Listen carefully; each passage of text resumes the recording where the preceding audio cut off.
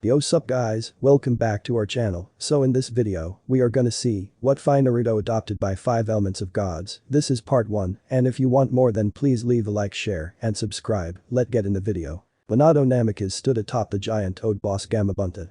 They stood against the Kyuubi, the nine-tailed fox. Desperate to save his village, Minato had no choice but to use a forbidden technique. He looked down at a small bundle at his feet and smiled sadly. Looks like I won't be able to see you grow up, my son, Minato sadly thought. He went through hand signs and yelled, "Forbidden secret art.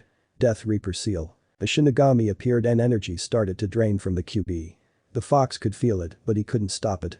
Within a few minutes the fox was sucked into the bundle and Minato fell to the ground. As he fell the bundle started to cry. Shinigami picked up Minato and took him away into the portal it came through. Meanwhile inside the boy the fox was seething inside a cage. "If they think that this pathetic vessel can hold me," Kyuubi roared, "they have another thing coming." Kyuubi started to send out some of its chakra to corrupt the baby's mind and take control of its simplistic mind. It was at that moment that a white glow flashed in front of him. There was a sudden rush of white chakra that stopped his red chakra from flowing. Outlined by the light was a female figure. "Who's there?" Kyuubi asked, wanting. "Someone you never should have tried to cross," said a strong feminine voice. Kyuubi's eyes shrank in fear as he had heard that voice before centuries ago. Before he could react he was wrapped up in gold chains. And roaring in rage the figure in front of him smiled, sent the white chakra through the baby's body. And then she vanished. Meanwhile Shinigami held Minato in his hand. Minato had an eyebrow raised. "Why haven't you consumed my soul yet?" he asked the death god. "Though pure souls are a treat," the god said, "your soul doesn't belong to me. It belongs to my sister." "Hami?" Minato asked with wide eyes. "Yes," the death god said, "come now Minato, my sister and your wife is waiting." At that Minato grinned. He was about to be reunited with his wife and his son would live the happy life of a hero. Boy was he wrong on that note. End prologue. Chapter 1. Saved by the gods. A 6-year-old Naruto was playing in the park. He was alone as usual and was starting to leave when he heard someone. "Hey." He heard someone say. He turned around and saw something that made his blood turn to a boil. He saw 3 guys were ganging up on one girl. Naruto scowled as he saw this. If there was one thing that he couldn't stand it was bullies. He may not have been raised by parents, but he knew it was wrong to hurt someone for no reason. Well, the first one said as Naruto approached, "What do we have here?" A whisker-faced freak and his little runt of a girl. The girl whimpered and Naruto narrowed his eyes. "Leave her alone," Naruto growled. "Why don't you make me?" the boy asked. He started to laugh when he felt something hard smash him in the face and send him sprawling across the playground. The other 2 looked shocked and noticed that the kid's normally blue eyes were now red with slit pupils. They panicked and ran away, leaving Naruto alone with the girl. "Are you okay?" Naruto asked the girl who had opened her eyes. Naruto finally got a good look at her.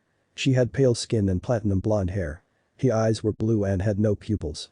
He thought she was blind until he saw her looking at him. "I'm fine," she said as she got up. Then she realized what had happened and she hugged her hero around the neck and kissed his cheek repeatedly. "Thank you, thank you, thank you," she said over and over again between kissing his cheek. She stopped and held him tight. She then realized what she was doing and let go, obviously embarrassed. "Sorry," she said, "I'm Ino Yamanaka." "Naruto Uzumaki," Naruto said holding out his hand which she shook. Ino took a step back to look at him. He had blue eyes and spiky blonde hair and whisker marks on his cheeks. She had to admit he was king of cute and Naruto was thinking the same thing about her. She reached out and touched them which made Naruto giggle. "Sorry," he said, "the marks on my cheeks are really sensitive and if you touch them right it tickles." Ino smiled as she started stroking the marks more to make him laugh. She had to admit it was a nice laugh. Naruto thought some turnabout was in order and tickled her side, making her giggle herself. They continued until the sound of a clearing throat interrupted them. They turned to see a tall blonde man with a smirk on his face. "Well, don't you 2 look like you're having fun," he said, getting them both to blush. One Ino," he said, "it's time to go home." "Aw," she whined, "can't I stay a little longer?" "Sorry," he said, "but it's getting late and you know how your mother is if we aren't in time for dinner." "Okay," she said, "see you tomorrow." She asked Naruto this, who grinned. "Okay," he said as he leaned in and kissed her cheek. Ino blushed and her father chuckled. The 2 left and Naruto headed for home, unaware that someone else had watched their little show. In heaven a tall black-haired woman stared at the earth below. Her name was Kami. She looked down as she watched the boy. Since his chakra now flowed through his veins, it in a sense made him her son, and like a good mother she watched over him. She was happy to see that some people in this village weren't complete idiots and that Naruto had found a possible girlfriend. Soon a pair of large doors opened and in popped a red-haired woman and the Shinigami. "Hey sis," the red-haired woman who was Yami said, "how's my unofficial nephew?" Same as always, Kami said sadly, but I believe he has found himself a potential lover. Nice, Yami said smiling. Yami and Shinigami watched as Naruto made his way home, but they noticed that a few villagers were gathering together and following him. They frowned when they saw them start jazzing him. Shinigami's and Yami's faces contorted into rage when they started another beating. That's it. Yami yelled, I can't stand watching this anymore. If I have to watch my nephew get beaten one more time, I swear I'm going to go nuts. I can't believe I'm saying this, Shinigami said, but I'm with Yami on this one. He may be human, but we can't let this continue. He stopped when he saw his sister was quiet. Sister? He asked, getting a little nervous. Kami rose her head and shocked her brother and sister. She had a look of absolute rage on her face. They both knew that it was very hard to make her angry, and right now she looked downright pissed. Brother, sister, Kami said, anger in her usually calm voice, send in 3 of your soldiers. I have some old people from the village I want to send in. It's time I save our little friend. Kami and Yami grinned and went down to get their allies when Kami got up and walked through the doors and into the realm of heaven. She found who she was looking for. What is it you want of us? Asked a female voice. I want you to go down to earth and have a little word with the Hokage of Konoha. It's time they learned who they have been messing with, the Lady of the Angels said. Yes, Kami-sama, said 5 voices in unison. Back on earth, Naruto was barely hanging on to his life. A woman stood above him and held a kunai knife. Time to die, demon. She yelled and the mob cheered. Just as she brought it down, though, a scythe was thrown through the air and cut the woman's hand off. She screamed in pain as she clutched the stump that was once her arm. Everyone looked to see where the scythe had been thrown to see a large man in cloak and hood with 2 others who looked exactly like each other. They were Reapers and some of the crowd grinned. Finally, man yelled, Shinigami has sent his agents to kill the demon. Who said? Someone asked. They all turned to see a man entirely made of red energy, holding a chain with a pendulum blade on the end of it. He had black armor on his legs, chest and shoulders and forearms, and thin black wings on his back. With him were people who looked just like him, except one had a sword and the other an axe. Yami's warriors, a woman gasped, so the Shinigami and Yami have decided to destroy the demon for us. She was shocked when the Dark Angel swooped down and slammed his fist into the woman's head and sent her flying. Get out of our sight. The warrior roared, sending everyone away and scared for their lives. The warriors put up their weapons and picked the young boy up. Meanwhile, the Sarutobi was rubbing the sides of his head in annoyance. He was currently with the council, and they were providing a massive headache for him. All these people did was complain. Nothing ever seemed to please them. The council was going on about something that he wasn't paying attention to when something slammed the door. The council went quiet and the sound continued until the door was thrown off its hinges. As it did, 5 armored figures walked in. They all had golden armor with black on the upper arms and legs, except they had little gold pieces on the outside of their thighs. They couldn't see their faces because they had on helmets that resembled that of Roman gladiators, only without that little fan thing they had on top. 3 of them were male and 2 were female. What is the meaning of this? A councilman asked. I don't know who you are, but you will be. Silence. One of the men roared. His voice rang with authority and they could see his eyes. They told them that if they didn't listen they would be in serious pain. We are here to take the Uzumaki boy, the second man said. I knew it. A pink-haired councilwoman said. I knew Kami would send her angels to kill the demon. Silence, wench, growled the first female. We are not here to kill him, we are taking him away from this disgrace of a village that has tried to kill him. At that moment the Reapers and Dark Warriors arrived. We have him, the one with the axe said, holding out the boy. The first of the Golden Warriors reached out and touched Naruto's face and ran his hand down the side of his face gingerly. My friends, he said after removing his hand, our work here is finished. We will go nowhere. A councilman yelled as he jumped up to strike the man with a knife he pulled out of his sleeve. Of course, the council is usually made of complete and total morons, so you can tell that he really didn't think this through. Before he can even raise the knife, the Golden Warrior rose his fist and connected it with the side of the man's face and sent him flying across the room. Before someone could even say anything, they all vanished in a flash. As they did, some of the ninja clan heads had one thought going through their heads. This can't be good. Later, Naruto woke up from his sleep and groaned. He looked around and saw that he was in some kind of palace. He got up but felt a hand on his chest.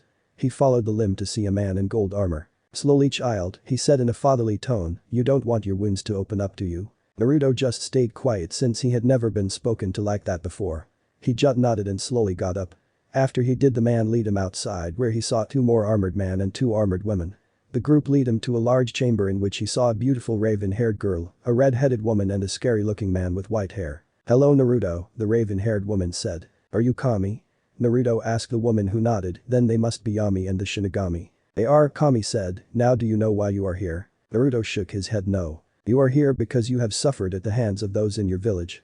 We brought you here to train you because we have seen this and have grown tired of how you have been treated." Naruto hung his head as a few tears came to his eyes. "Why?" he asked them, "why have I been condemned to live like this?" "Well," Kami answered, "do you know about Ikkyupi attack?" Naruto nodded. "Well, the Kyuubi wasn't destroyed. It was sealed in a newborn baby. You." Naruto closed his eyes and felt tears again. Why did he do it? Why did he seal it into me of all people?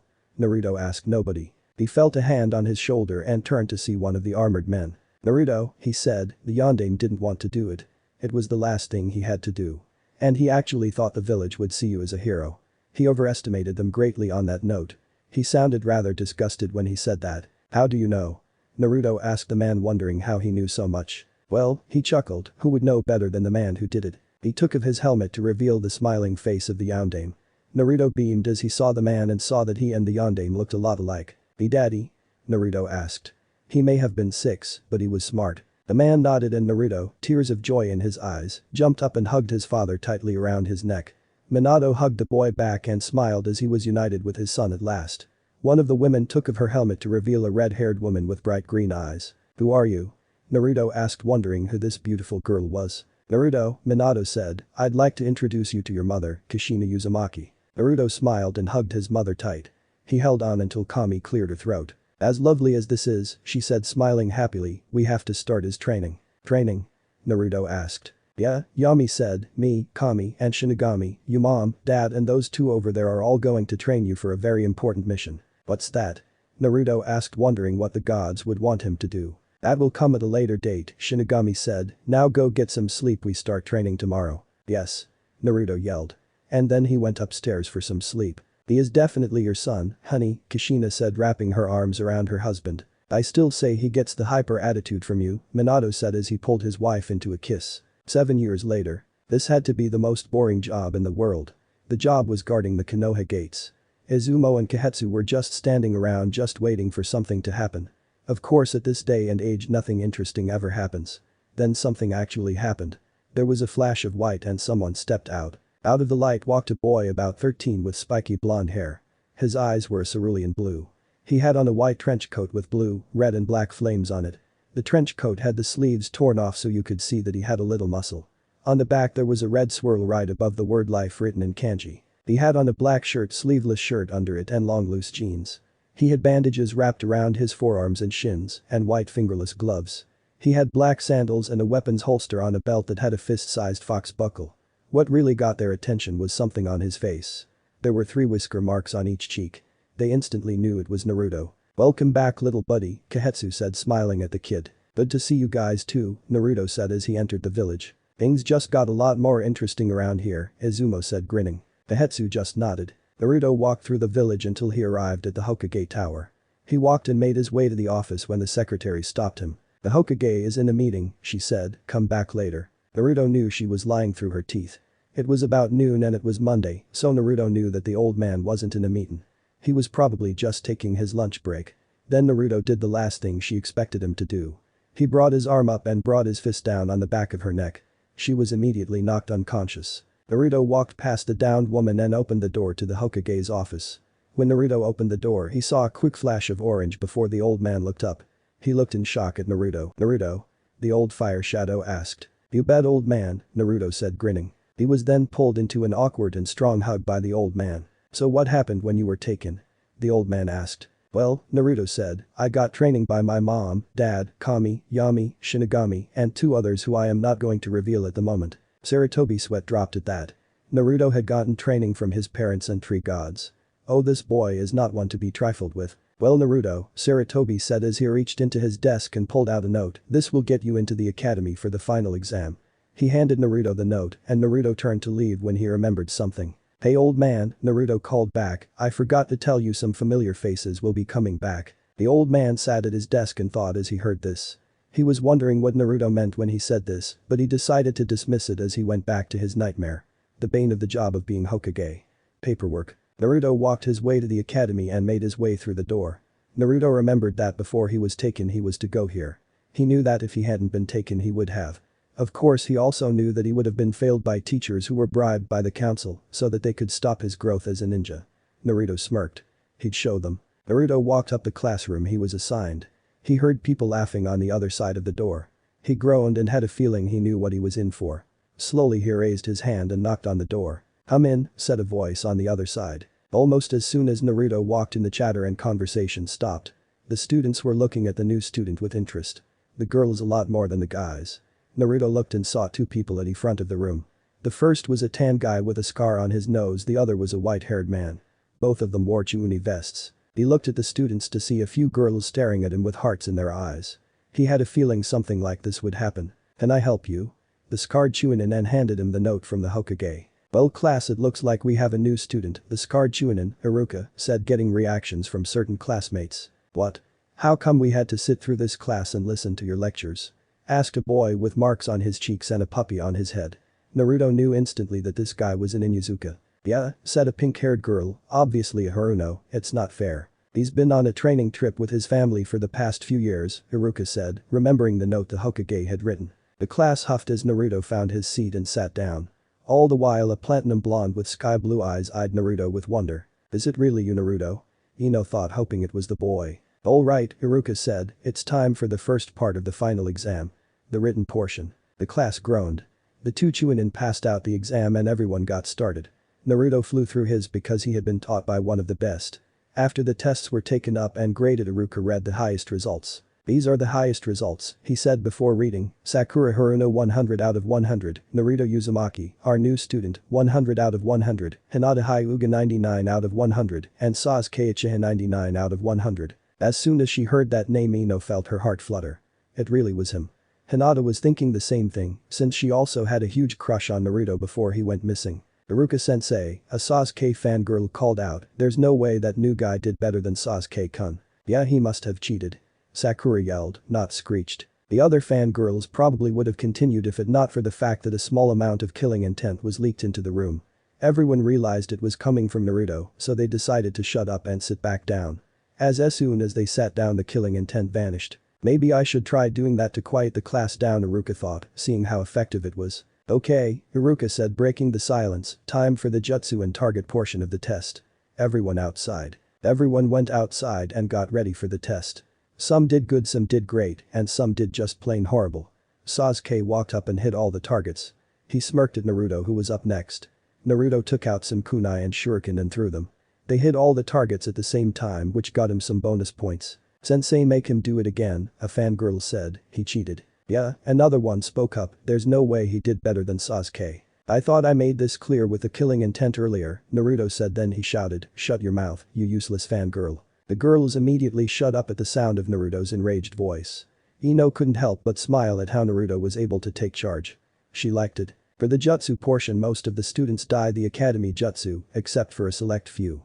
The Inuzuka did his all-four style. Ino, who Naruto no recognized, did her mind transfer. Chaoji, big bone guy, did an expansion jutsu. Shikamaru, a guy with black pineapple hair, did his shadow possession jutsu. When Sasuke came up, he used a fire-type jutsu. Naruto had to admit he was slightly impressed. It took a lot of chakra to do that, and it was impressive a genin could. When Naruto came up, Sasuke smirked, thinking he had outdone the blonde. "What jutsu would you be doing?" Iruka asked. "One," Naruto said, not counting the academy jutsu. Naruto made 10 shadow clones, transformed into Iruka, and switched with a log. For his final jutsu, he went through hand signs and yelled, "Wind style. Galaxy storm." The jutsu formed a massive tornado in his hands and sent it flying. The result was at least 7 trees being knocked over, and many more had huge gashes on them. "Alright, now that that's over we can," Iruka said before he was cut off by a student. "Iruka-sensei, isn't there another portion of the test?" Iruka sighed. There was a Taijutsu exam, but they ended that when a student crippled another student. Mizuki managed to convince him to do it because it would get some more kids to graduate. It wasn't that he didn't like kids, it was just that some of these people were intolerable. So he decided to do the Taijutsu exam. The rules were fighting styles only. No weapons, no ninjutsu, no genjutsu. The matches were kind of short. Hinata won her match trying to impress Naruto. Ino went against Sakura and won. Naruto smiled at that. Kiba fought Chaoji and lost when said boy sat on him for calling him fat. Naruto shook his head at his arrogance. Shikamaru went against Shino and forfeited. Naruto crossed his arms and shook his head in disappointment. He had to get that kid motivated or else he wouldn't make it in the ninja world. The final match was Naruto against Sasuke. "You should give up now, loser," Sasuke said. He didn't get a response and yelled, "Are you listening to me?" "Sorry," Naruto said, "you say something." Meanwhile a silver-haired Jounin with a mask and an orange book sneezed. "Someone must be talking about me," he said before going back to his book. Back at the academy Sasuke's fangirls were, of course, cheering him on. "Oh Sasuke-kun kicked that loser's butt. That freak's got nothing on you. You hear that?" Sasuke asked as he charged at Naruto, "You're going to lose." Naruto easily dodged Sasuke's punch and countered with a kick to Sasuke's solar plexus. Naruto shook his head in disappointment as he walked away from so-called Rookie of the Year. Sasuke got up and swung again, hitting air yet again. "Stay still so I can hit you." Sasuke yelled as threw another punch. "You are starting to annoy me," Naruto said as he caught Sasuke's fist. "Fly away, little insect." Naruto drew back his arm and shot it forward. The result was a loud crack as his fist made contact with Sasuke's ribs and was sent flying into a tree. Naruto turned his back and started to leave, but stopped when he heard Sasuke letting out a war cry. He jumped to the right to avoid a kunai being lodged into his neck. Iruka was about to say that Sasuke was disqualified for using a weapon when Naruto spun on his heel and made a solid kick to Sasuke's face. Unfortunately for Sasuke, Naruto put more force behind this kick than his punch. Sasuke was thrown into a wall, but instead of stopping he was sent right through it. Naruto expected to hear yelling from Sasuke's fangirls. When he didn't, he turned to see something surprising. A lot of the girls seemed to be in thought. Naruto guessed that since Sasuke was beaten they were starting to rethink the great Uchiha thing. Except for Sakura and a few others who were seething. Naruto was declared the winner, was handed a forehead protector and left. It was a good thing he did because Sakura and the other girls who were still in love with Sasuke broke out of their stupor and started looking for him. Meanwhile Naruto was looking for something that his mother had left him. He remembered what his mom had said. Flashback. "Naruto," Kushina said as she and her son practiced sword fighting. "Yeah, mom." Naruto responded. "When you go back I want you to find something," she said. "It's the Uzumaki wolf summoning contract. It should be in the old district in a worn-down warehouse." Then flashback. Naruto found the warehouse and looked around for a little bit. After about an hour of searching he found an old scroll with the name Uzumaki on it. He opened it up and found his mother's name. He smiled as he bit his thumb and wrote his name in it. Then he focused his chakra and yelled, "Summoning Jutsu." There was a large puff of smoke and when it cleared it showed a medium-sized black wolf. "Who has summoned me?" It asked and looked at Naruto. "Was it you?" Naruto nodded and held out its hand. The wolf sniffed it and its yellow eyes widened in shock. "You are Kushina's son," it gasped. "It has been a long time since we have been summoned. I will tell Lunar of this development. From here on out the wolf clan shall be by your side." The wolf vanished in puff of smoke and Naruto left with a grin on his face and the scroll tucked safely away in his pocket. Naruto walked home ignoring the glares he got from the villagers. When he got to his apartment he found a note on the door with the Hokage's seal on it and a storage seal. Naruto read it. "Dear Naruto, in light that you have received training from your father and that you know of your heritage, I have decided to give you your father's estate. In the seal below are the keys to your father's estates. The place is underground and you need Namika's blood to bring it back up. Since you're your father's son all you need to do is put a drop of blood in the center of Namika's symbol and it should bring it up. From the Sandaime." Naruto grinned as he focused his chakra into the seal and some keys popped out. He gripped them in his hand and started walking. As he made his way he felt a series of presences behind him. He turned to see some of the girls from the academy with stars and hearts in their eyes. Fangirls, Naruto thought, great, dope. He heard someone yell in front of him. He looked and saw Sok standing in front of him. He had a few bandages on him and his left cheek was swollen. Naruto was surprised that he was able to still be around after being knocked through a wall. "What do you want, Sasuke?" Naruto asked. He was not in the mood for this. "Fight me," Sasuke commanded. He obviously wanted a rematch for his earlier humiliation. "No," Naruto answered, crossing his arms. "Well, I think Sasuke will kick your butt like what should have happened at the academy," Sakura said, smiling like she thought it really was true. "He didn't ask for you, opinion forehead," said a new voice. They turned to see Ino coming out of her father's flower shop. She obviously looked mad at how Sasuke was acting and that her friend was still into him after he tried to kill another student earlier. "Ino?" Naruto asked as he saw her. "Hey Naruto," she said smiling, "long time no see." Naruto smiled as she walked up and put her arms around his neck and kissed his cheek. Naruto's fangirls all growled as they saw her do that. They grew even angrier when they saw Naruto wrap his arm around her waist and kiss her on the cheek. "Don't ignore me, loser," Sasuke yelled as he charged at Naruto, who responded by swinging out his arm and knocked Sasuke into a nearby store. Naruto chuckled slightly as he looked to see Sasuke unconscious on the floor. "So," he said to Ino, "shall we take our leave?" Ino smiled as she took Naruto's hand and she walked with him away from his current fangirls and some seething about Sasuke getting thrown around again. Sakura would have started screeching at them, but she didn't when Naruto and Ino vanished in a swirl of white fire. A few seconds later Ino and Naruto appeared in a swirl of white flames again. "Naruto, what was that?" Ino asked as she came out of the flames with a slight feeling of nausea. "A shushin of a different kind," Naruto said, rubbing the back of his head sheepishly. "Just warn me next time, okay?" she sighed as she punched Naruto's arm playfully. She saw that they were in the clan head complex. She also noticed they were in front of a vacant lot. She was surprised when Naruto walked in the center of the lot. She followed him to where he found the Namikaze symbol on the ground. She was surprised when Naruto bit his thumb and pressed his thumb into the center of the circle. As soon as he did, the ground started shaking beneath their feet. Naruto grabbed Ino and they jumped out of the way. As soon as they were clear, a huge mansion rose up out of the ground. The place was huge. It had a training area to the left and to the right was Weapons Forge. In the center was a mansion that looked like it could hold about 100 people. Naruto and Ino walked inside to see that the inside was completely intact after all the years it had been underground. Naruto even checked the fridge and all the food in there was still fresh. After exploring the place for a few minutes, the two decided to sit down and catch up. After Naruto left, Ino had started the academy. She started a rivalry with Sakura since they were old friends. Ino had developed a crush on Sasuke, but after a while his attitude and the fact that he wouldn't even acknowledge her broke her of that. She told him that when he arrived in class she had to resist jumping onto him. Naruto told her about his training. He left out that he was trained by powerful beings. He did say, however, that he did get to meet his mom and dad. Ino was happy about that.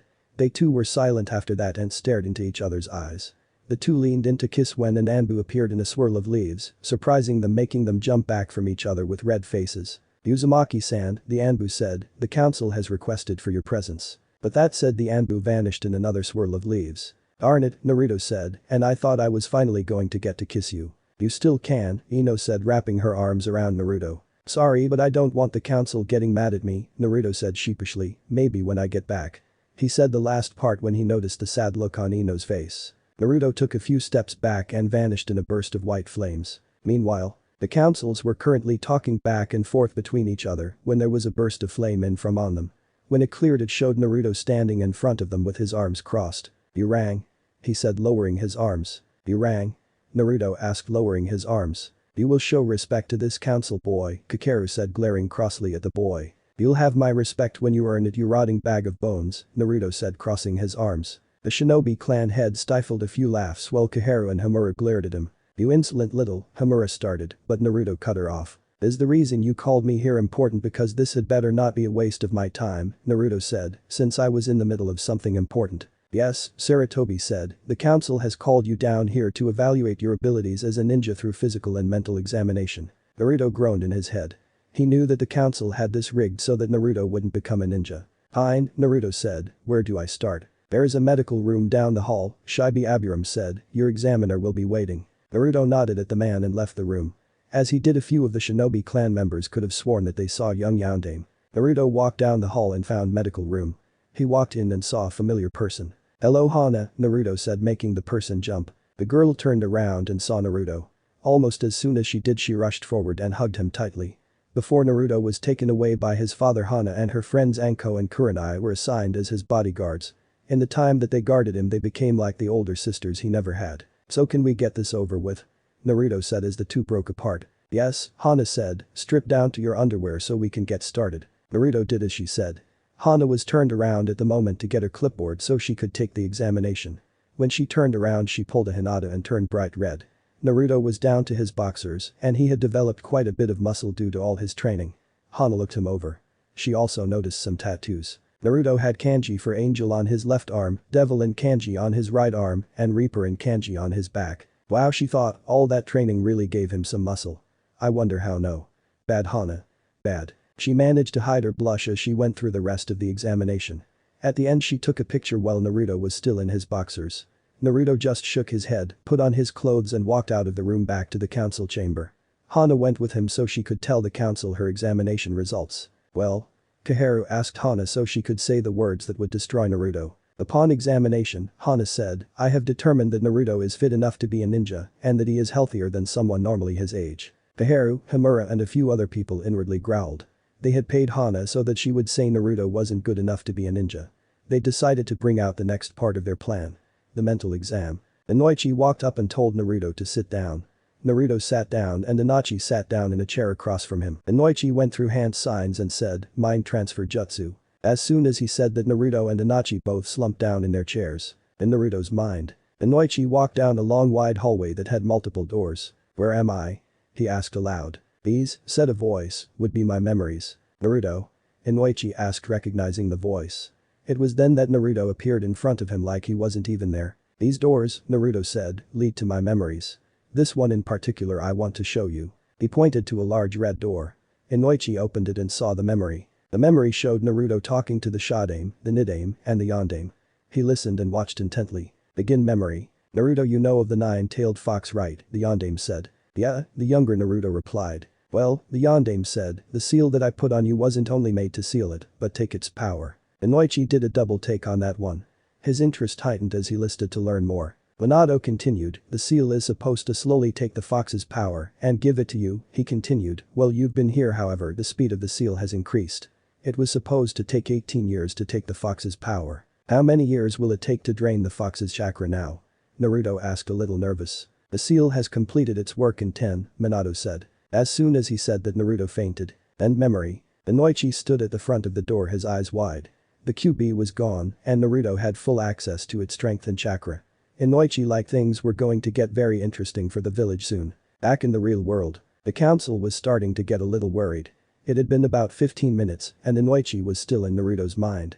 They were starting to wonder if Inoichi had been eaten by the fox when Inoichi and Naruto both woke up with a sudden jolt. Inoichi said, taking a breath, what a rush. Tell me about it, Naruto groaned. Well, Danzo said, what is your evaluation? My evaluation, Inoichi said, is that the Uzumaki has an extraordinarily strong mind. He showed me a certain memory that I found quite interesting. What was it? Hamura asked. That's for us to know and you not to, Inoichi answered. Hamura growled and was about to yell, but Sarutobi shut him up. Since this is over, can I go home now? Naruto asked, getting a nod from Sarutobi.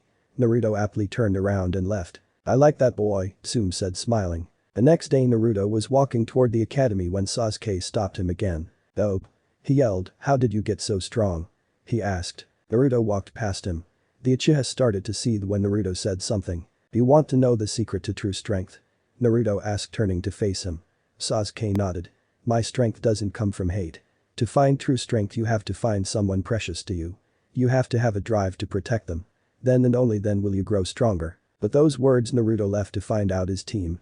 As he left Sasuke, who was currently in thought. I drive to kill my brother, he thought, has it been my weakness instead of my strength? He decided to think over this later and went to class for team assignments. In the class Naruto sat down next to Ino. Neither of them noticed the slight tick above Hinata's eyebrow. Shino, who was sitting next to her, noticed and promptly scooted away.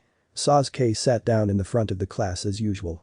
Sakura was about to sit next to him when a piece of paper hit her in the back of the head. She picked it up and read it. Sakura, don't sit next to Sasuke right now. I said something to him earlier and he's currently thinking about it. At least I hope he is.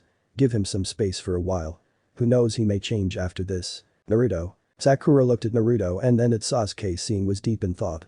Apparently he couldn't get Naruto's words out of his head. He was brought out of his thought when Iruka used his big head jutsu to get everyone's attention. It was then that Kiba noticed something. Iruka-sensei, he asked, where's Mizuki-sensei? Mizuki, Iruka said, was arrested last night for trying to steal the forbidden scroll of sealing. After Naruto failed, Mizuki tried to get the scroll himself. It ended up with Sarutobi's boot stuck in his small intestine. Doctors were able to remove it, but the old man wouldn't be able to wear that shoe again. Okay, Iruka said, getting everyone's attention. The teams are as follows. Naruto fell asleep until he felt Ino nudge him as Iruka reached Team 7. Team 7 will consist of Sasuke Uchiha, Sakura Haruno. Yes, Sakura yelled, in your faces. Iruka leaked a little killing intent to shut Sakura up. Turns out killing intent works better than that big head thing. Anyway, Iruka continued, Team 7 will consist of Sasuke Uchiha, Sakura Haruno and Sai. Team 8 will consist of Kiba Inuzuka, Shino Aburame and Hinata Hyuga. Team 9 is the same.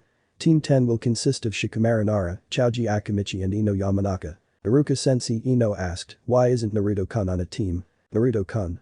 Hinata seethed mentally. Well, Iruka said, after the exam Naruto's skills along with other examinations revealed that he is stronger than the average genin. Therefore he has been given the title of elite genin and is going to be a one-man team. What? Sakura screeched, why don't you give Sasuke that title, he deserves it more than. Sakura, will you do us all a favor and shut up already?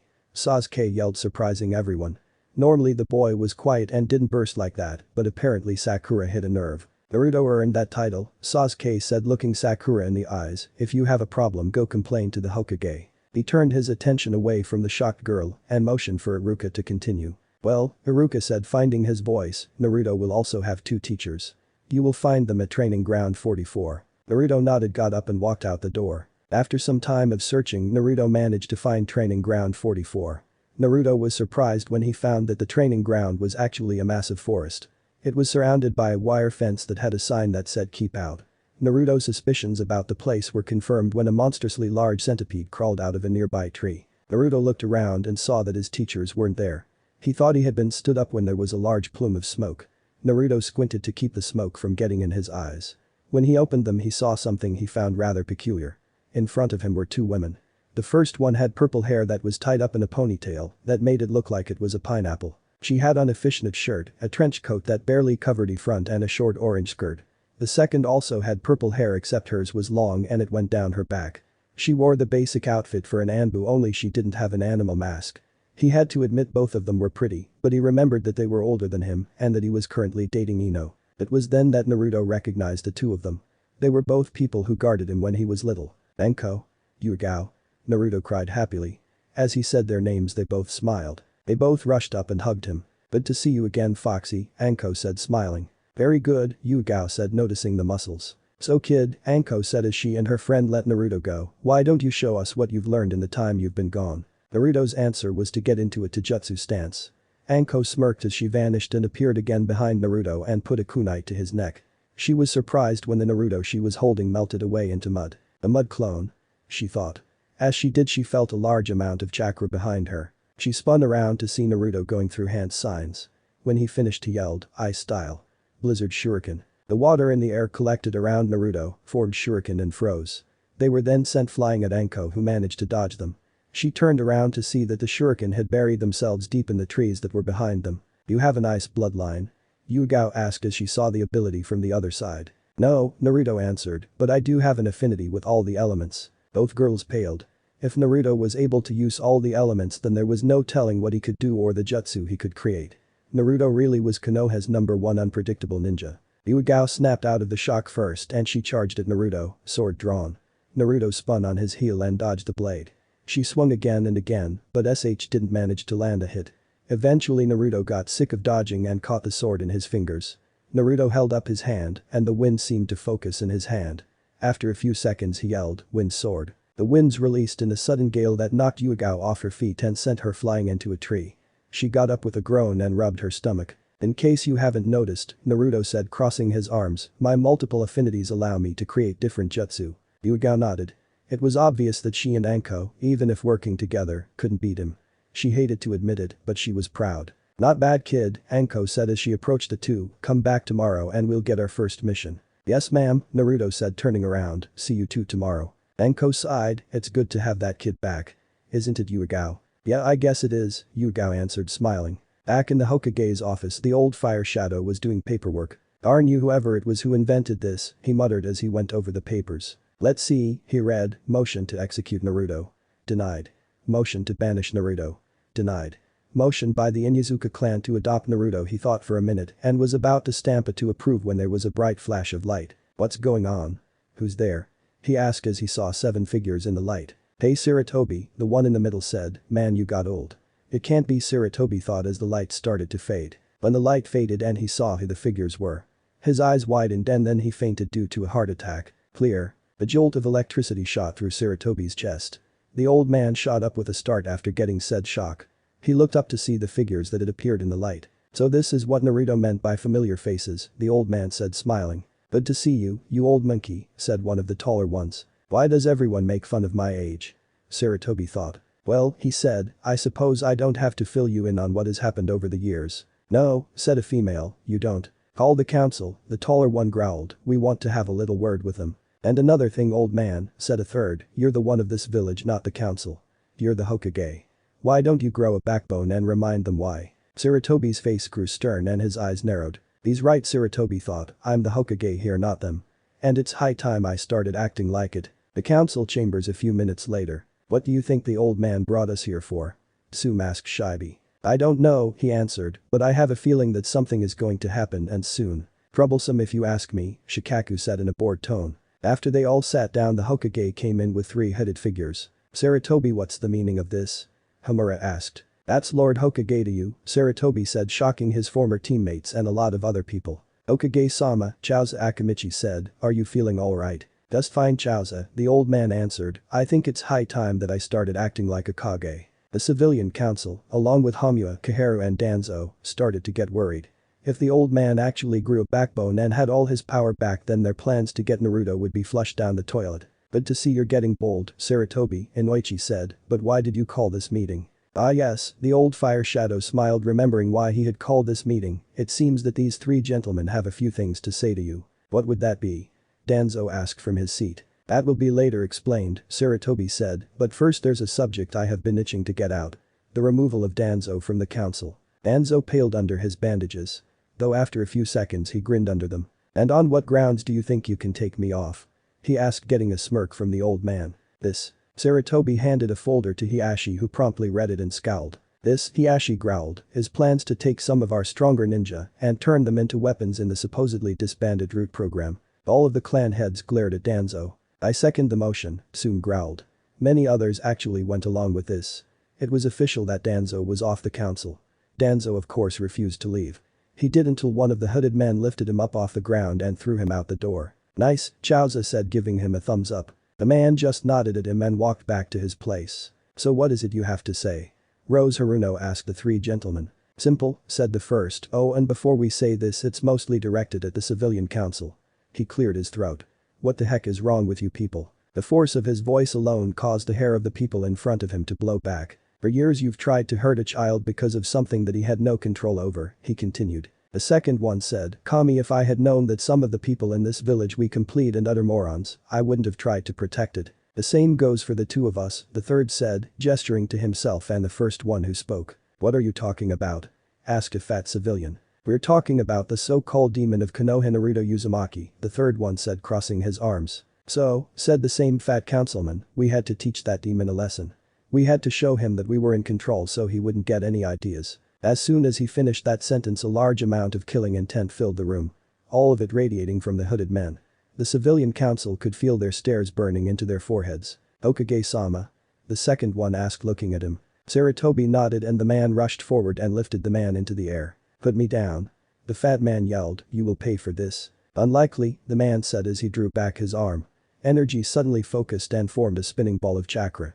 He shoved his arm forward and yelled, Rasengan. The result was the ball of chakra boring through the man's chest and destroying his heart. It's not possible, Haruno stuttered. The man reached up and removed his hood, revealing a man with tan skin and spiky blonde hair. Minato Namikaze had returned. The other two took off their hoods and the council almost fainted from shock. The first had darker skin and long black hair. The other one had pale skin and gray hair. The first and second Kages, Hashirama Senju and Tobirama Senju, were back as well. Oh boy, most of the civilian council thought. Minato backed down and joined his friends. We tell you this, no, Minato said sternly, if any of you try to hurt Naruto again, you'll deal with us personally. And we'll show you why we each became a Hokage. But that threat, the three left. The civilian council was currently in shock and in a stupor. We are screwed, came the voice of Shikaku Nara, breaking the silence. 3 weeks later. White Fox in position. Naruto said into a comm on his ear. Crazy Snake in position, and I'm gonna get you for that codename kid. Came the voice of Anko. Black Cat in position, came the voice of Yugao. The three took a stance to get ready to launch themselves and got ready, then all at once they jumped out. Meow. Ribbon on the left ear, Anko said, looking at the cat they got. It's Tora, alright. Come here, girl, Naruto said to the cat, tenderly picking her up and gently scratching her behind the ears. Tora, the pet of the fire daimyo's wife and so-called demon cat, purred loudly as Naruto petted her. Naruto didn't really like cats, but it calmed her and it beat having the cat try to scratch his eyes out like it did all the others. A few minutes later at the Hokage Tower. Oh Tora, the fire daimyo's wife cried, I missed you so much. Don't ever run away again. All the while she was crushing the cat in a death hug that had Naruto wincing. Even though Anko and Yugao didn't like having to catch that cat, they couldn't help but feel sorry for it. No wonder that cat always runs away, they all thought at the same time. Ma'am, Naruto said, approaching the woman, I think I know how to keep Tora from running away so much. Really? She asked, do tell. It's simple, Naruto said, don't squeeze her to death every time you pick her up. Needless to say, the cat never bothered anyone again. On that day, Naruto became known as the ninja who stopped the demon cat. After they had gotten the pay for the mission, Naruto, Anko and Yugao went to the Hokage's office. "Mission complete, old man," Naruto said as he walked in. "Good thing too," Sarutobi said, "because I have another mission for you." The old man took out a folder and handed it to Naruto. "Yesterday," the old man explained, "a team of ninja were assigned the task of escorting a bridge builder named Tazuna back to his hometown in Wave Country." "What's the problem then?" Anko asked. "The mission was strictly C-ranked, however, Tazuna kept information from us. It turns out his village is run by a crime boss named Gato. Gato sent out the legendary demon brother, Gozu and Maizu. After the encounter, the mission rank was bumped up to B ranked. And you want us to go and give the team backup," Naruto finished for the old man. "Exactly," the old man said, "depart as soon as you are able." "Yes sir," they all said as they turned around and left. "Since when did you start showing respect to the old man, Anko?" Naruto asked, looking at his sister as they left the tower. "The last time I didn't. He did something very bad to me," Anko said with a little shiver. "He took away her dango, didn't he?" he asked Yugao. The only answer she got was a stifled laugh. Naruto went home and said goodbye to his mom and dad and gave Ino, who was waiting there for him, a kiss goodbye. As of a few days ago, they had started dating. Ino was the one who broke the news to Hinata, who tried to kill Ino. Luckily, Kurenai managed to stop her.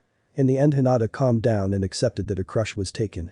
After the incident with Hinata, Naruto and his team left the village for their mission.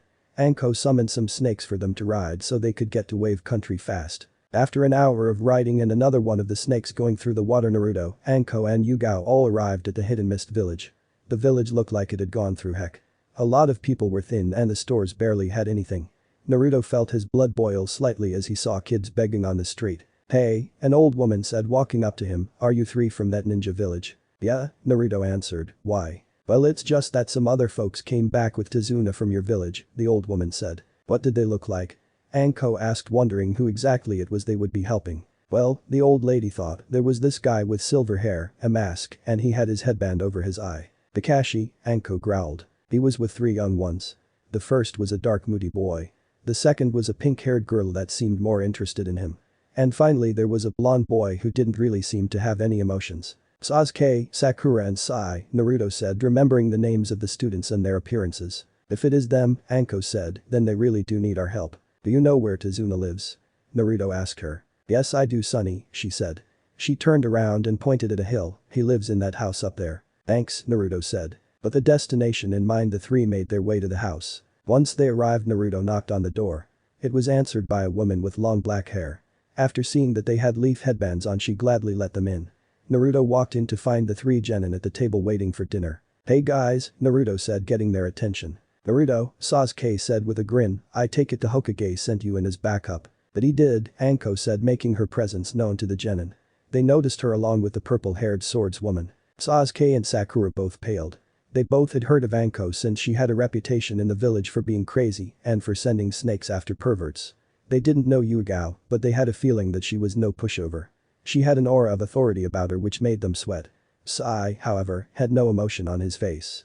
Though behind that he was secretly nervous. He had seen what Naruto can do when he isn't trying, and he didn't want to see what he was like angry. "So," Anko said, breaking the silence, "what's happened so far?" "Well," Sasuke said, "Tazuna lied to us about the mission rank, but only because he couldn't pay for a higher mission.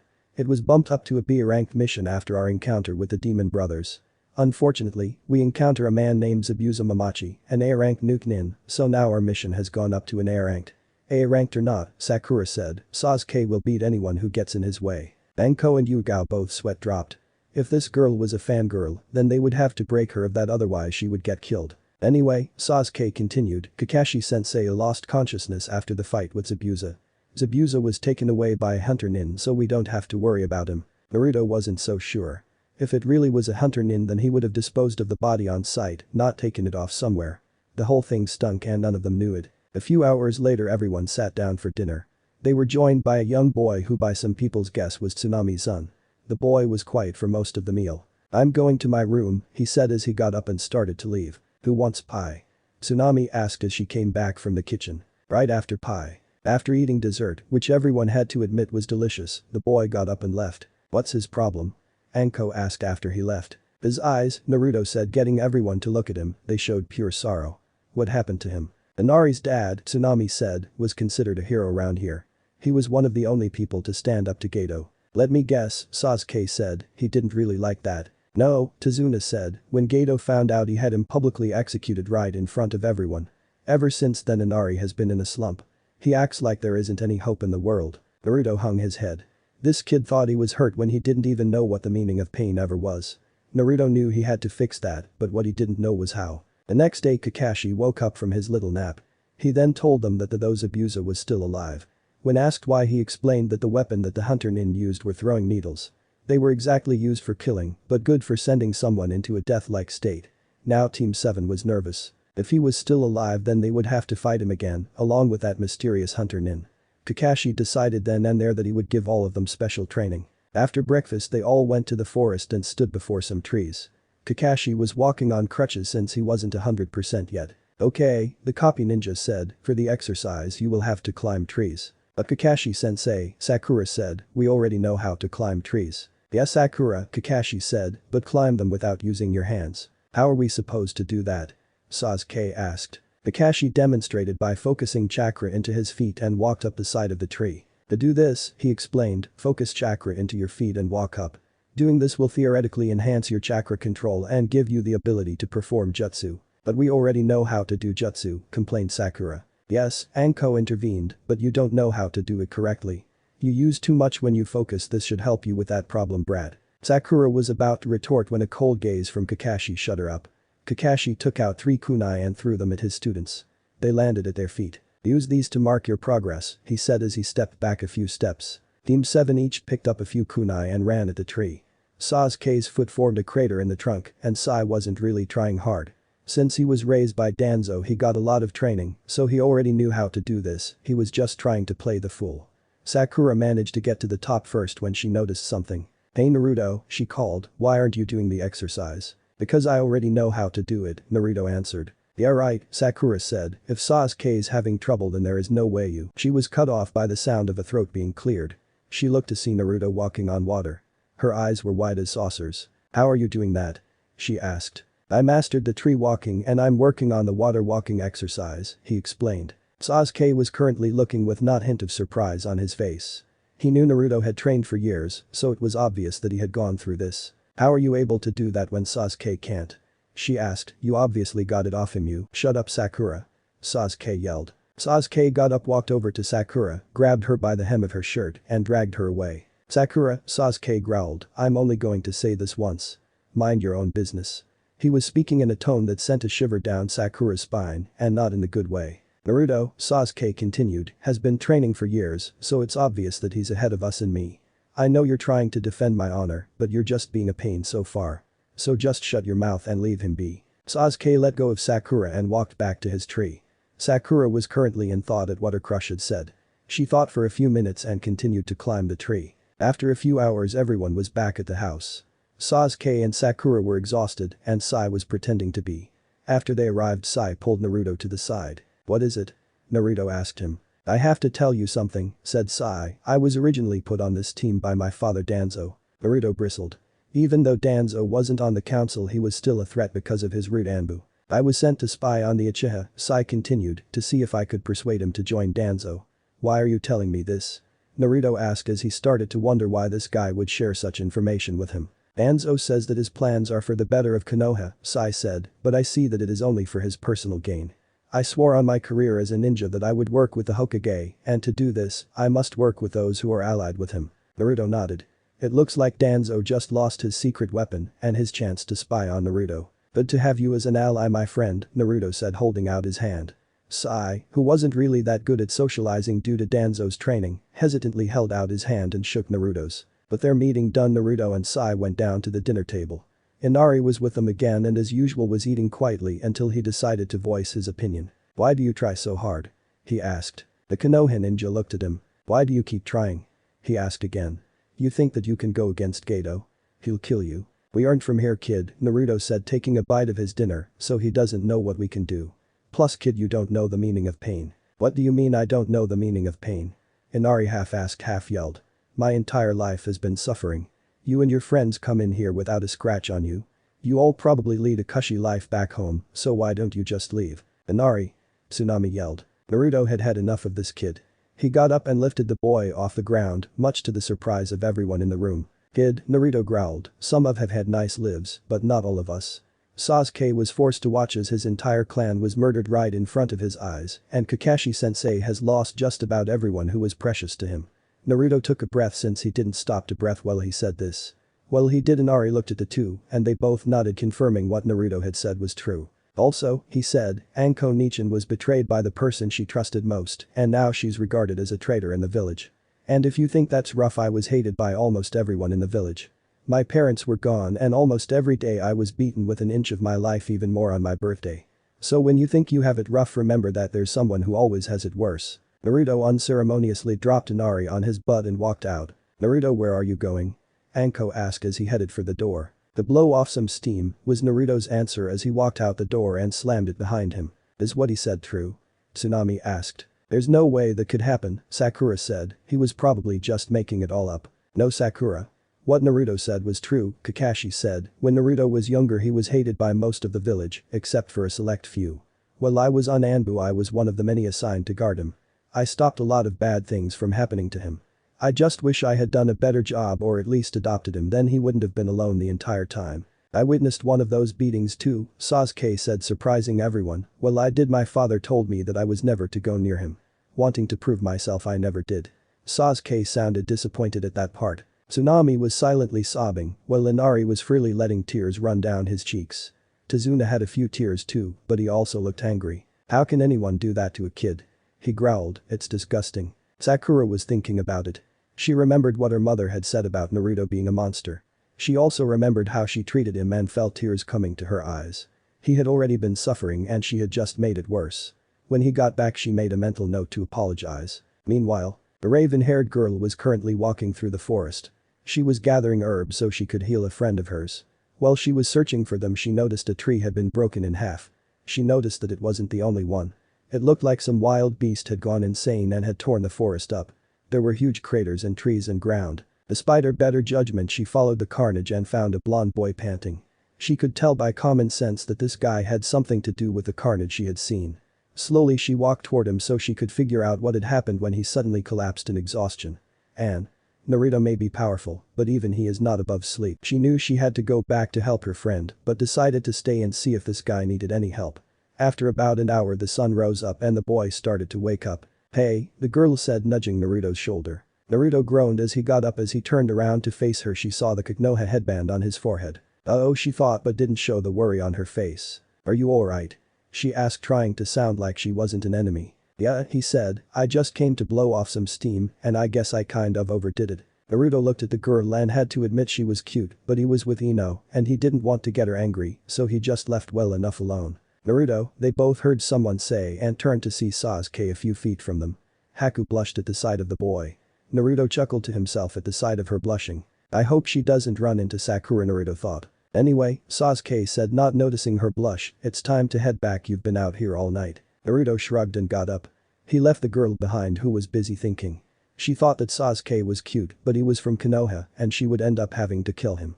She hung her head and hoped that it wouldn't come to that. Later at a hidden location. Haku, said a man with a mask over his mouth, lying in a bed with bandages, how was your trip? It was fine, she answered, I met someone today. One of the boys from the Konoha team. He didn't recognize me, but I think we may have a problem. What would that be? He asked as Haku started to apply the herbs to help him. They seem to have brought a new team in, she answered. I only saw one of them, but he was able to tear up a good portion of a forest with his bare hands. The man, Zabuza, if you hadn't guessed yet, was surprised. If one person like that was able to tear apart a forest with his own hands, he didn't want to see what this guy could do if he was mad. Zabuza however knew that when he healed he would able to take out the copy ninja that did this to him and then he would deal with this supposedly strong warrior. Tomorrow, he thought, tomorrow. The next day at Tazuna's house. I can't believe this guy, Sakura said, being able to train through the night like that. What exactly is he? Naruto probably built a lot of stamina during his training outside the village, Kakashi said. I wonder how he would fare against Zabuza. It would probably be a close fight, Sasuke said, surprising a lot of people. Kakashi, however, wasn't. During the test to see if he could work with a team he did remarkably well with teamwork. He remembered a conversation that they had afterwards. Flashback. Sasuke, Kakashi said, getting his pupil's attention, your file said that you mostly did things alone. You didn't during the test. Can you explain the sudden change? Well, Sasuke said, I met someone who told me that the secret to strength is finding someone to protect. That drive lets you become stronger. I'm looking to see if I can find that person. Kakashi smiled slightly under his mask. Sasuke's original drive was for power and now it was to protect.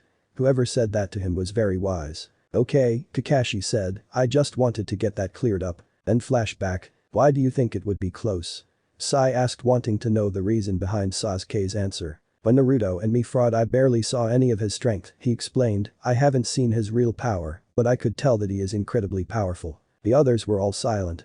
They all looked at the form of the sleeping blonde who had collapsed in exhaustion almost as soon as he entered the house.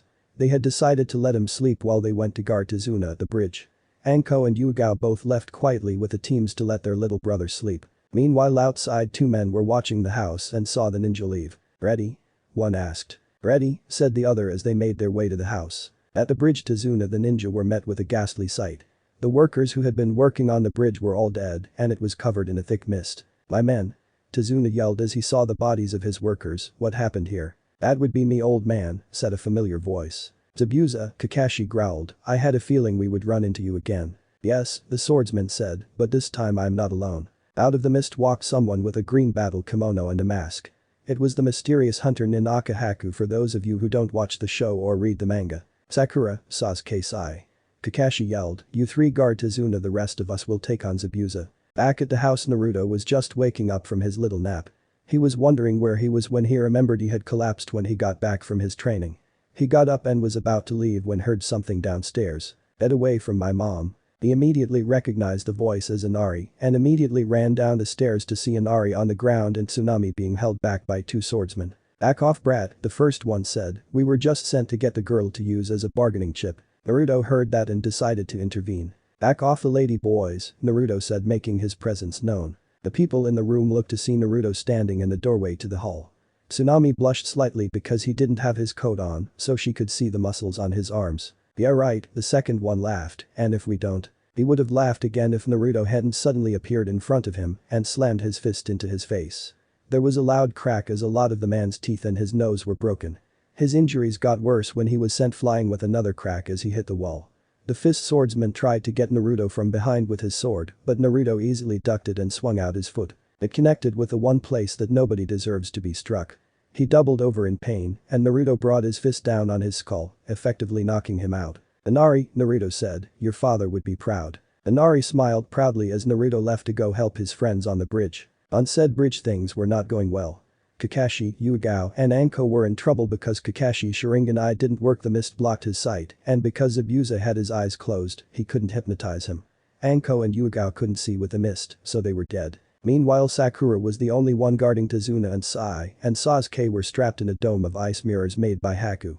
Thought it pained her she had to fight Sasuke. Sai was barely standing up and Sasuke was unconscious. Haku was about to move when there was a large plume of smoke and when it cleared it revealed Naruto a few feet away, but that wasn't what got everyone's attention. What got their attention was what he had. In his right hand he held a large golden sword. The handle was about 2 feet long and the blade was at least 4 feet long. The sword stood as tall as Naruto did. The blade was long and had a holy glow to it. I can't really think of a way to describe it, so think the Armageddon blade from Darksiders. If you can't imagine that, then look it up on YouTube. Am I late for the party? Naruto asked with a smirk. So that's it for today. I hope did you enjoyed. If you do, please leave a like, share and subscribe. Thanks for watching.